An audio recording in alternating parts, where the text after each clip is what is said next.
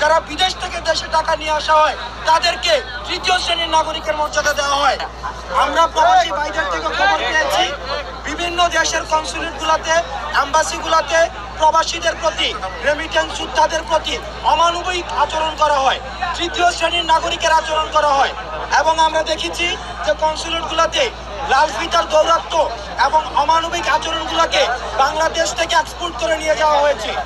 আপনারা যারা অ্যাম্বাসিগুলোতে রয়েছেন, কনসুলেটগুলো রয়েছেন, আমরা আপনাদেরকে আহ্বান জানাচ্ছি, এই প্রবাসীদের আয়ের উপরে ভিত্তি করে বাংলাদেশের অর্থনীতি দাঁড়িয়ে রয়েছে।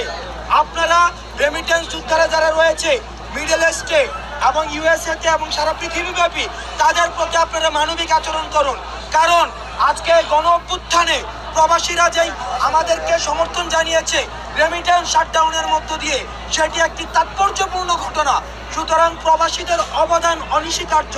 আমরা আপনাদের কাছে আহ্বান জানাবো, কোনো কনসুলেটে, কোনো এম্বাসিতে আমাদের প্রবাসীদের প্রথম শ্রেণীর নাগরিকের অধিকার দিতে হবে এবং তারা যখন এয়ারপোর্টে আসবে তাদেরকে প্রথম শ্রেণীর নাগরিকের মর্যাদা দিতে হবে।